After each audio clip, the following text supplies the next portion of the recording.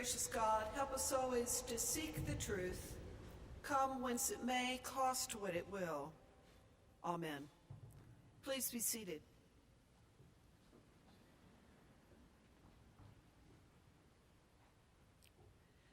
Those who govern our calendars and the changing of the seasons would tell you that we have 20 plus days left of summer.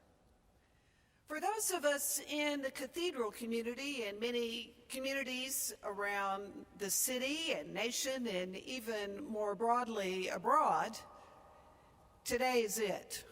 Summer ends today because school starts tomorrow. We will welcome back on the Cathedral Close the students of the 3 Cathedral schools, and that pattern and rhythm will happen across our city. We will welcome back rush hour. Well, we may not welcome it back, but it is a reality. We will hone our skills at finding those scarce street parking spots, working harder at getting a table at our favorite restaurant. The truth is, we hit a reset button starting tomorrow that governs the rhythms and rituals and ordering of our lives. Surveys show that most of us want some structure and guidance and rhythm and ritual in our lives, not just for our own lives, but the sorts of rituals and rules that help us live well in community. That is part of what I believe Jesus is addressing in today's gospel lesson, and that rather sharp conversation that he has with the scribes and the Pharisees. But it's helpful to put those things in context first. In the Gospel of Mark, in the previous several chapters, we have the story of Jesus in his ministry in and around Galilee, where he is breaking all sorts of rules, touching a leper to heal him, touching a dead child to bring about resurrection, healing the sick and the brokenhearted, breaking bread with outcasts and sinners. And he's drawing such a crowd in breaking these rules that he's gathered and garnered everyone's attention. Immediately prior to the story you hear in today's gospel, it brings news of everyone carrying the sick on mats wherever they hear he's going to be, because they know that his touch brings about healing and wholeness and life. So in today's gospel lesson, the scribes and the Pharisees called Jesus out because the disciples are breaking one of the rituals and traditions that governs life in community. They're not washing their hands before they eat. Now bear in mind, there were over 600 rituals and rules that governed a faithful Jew's life. Many of them were related to health and well-being, not only for the individual, but within the community. Jesus gives a rather sharp response that they're missing the point, that you can follow all of the rules and the rituals, but still not be in total and whole obedience to the commandment of God, to love God with all your heart, soul, mind, and spirit, and to love your neighbor as yourself.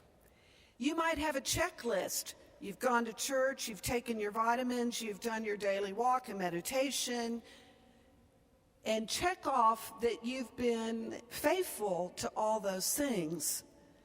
Jesus asks the question, is there more? In the words of Walker Percy, you can get all A's and still flunk life. Jesus uses that as a teaching moment to the scribes and Pharisees the crowd, disciples, you and me, that true purity in obedience to God comes from the heart and our intentions there. In Jesus' day, the heart was believed to be the center of one's whole being, where one's will was located, where one's capacity for compassion and love and justice resided, but also the capacity for the list of more evil intentions. Jesus was saying, pay attention to the most important part. Who is our neighbor? I think that's part of what Jesus was trying to say and how to be faithful. And for me, Jesus' definition of neighbor takes on a whole dynamic with the story that follows today's gospel lesson. It is the story of Jesus' encounter with the Syrophoenician woman. It's next week's gospel lesson, but here's a preview. The Syrophoenician woman was a Gentile. Jesus is in the region of Tyre, and in that day, Jews and Gentiles just didn't mix. They had different religious beliefs. They were viewed as other. You didn't mix, you didn't share food, you certainly didn't intermarry, and the objective was to avoid one another at all costs. The Syrophoenician woman knows Jesus' capacity to heal, and she begs him to heal her daughter. Jesus, in a rather shocking response, basically calls her a dog and says that his ministry is for the Jews. That's not exactly what he says, but you will get the point. And that she is other. And in not so many words, but the way that I interpret her response is, yes, technically, I may be considered other, but I am your neighbor. It is the only instance in the Gospel of Mark where a woman bests Jesus in an argument. She gets his attention. He heals her daughter, goes on to heal a deaf man in the Gentile area, and for me, totally breaks open the notion of who is our neighbor. It's a vital question in our country and in our world today. When we look at the human tragedy and crisis of children and people fleeing their war-torn countries, immigrants, migrants, refugees, not just in this country, but abroad, it is a human tragedy of epic proportions.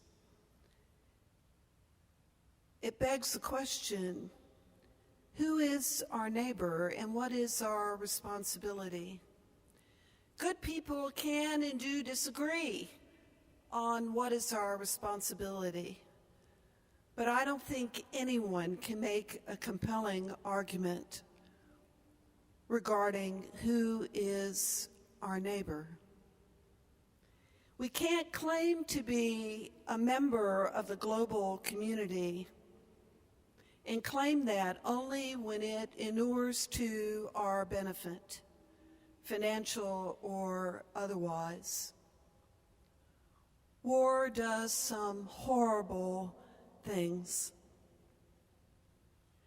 This summer, during my vacation, I finally had the opportunity to read a book that many of you have recommended to me.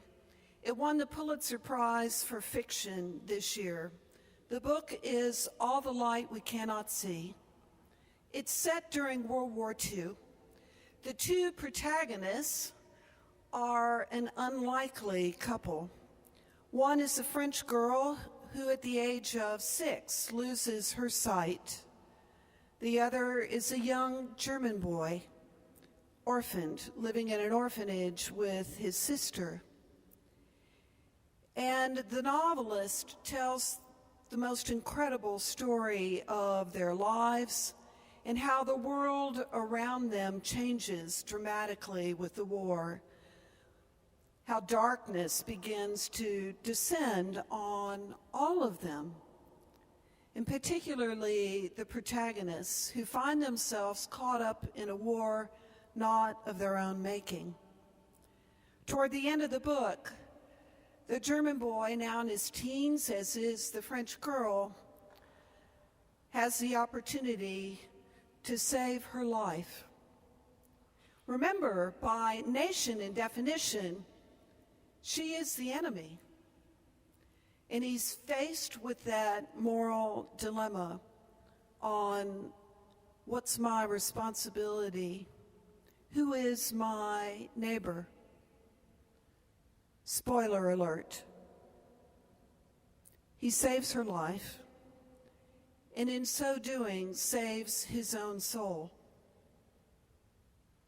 In that time, in that moment, light and life and love and meaning and hope and purpose come together where there had been darkness before. Quaker Jean Hoffman says that an enemy is one whose story we haven't heard.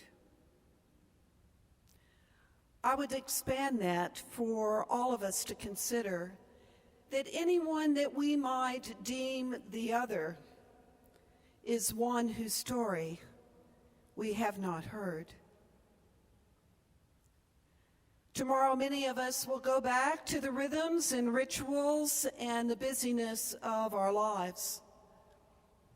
I believe Jesus asks each one of us not to get caught up in the preoccupations of our daily existence and miss the opportunities that God puts right in front of us, maybe even the person sitting next to you in the pew, to reach out, to touch hearts, to transform lives, to bring light and life and love and giving and hope and purpose to our lives. Not just obedience from following the rules, but sharing the love of God that resides in each one of us. It may mean that we have to break a few rules and get our hands dirty, but I have it on good authority that that's okay. Amen.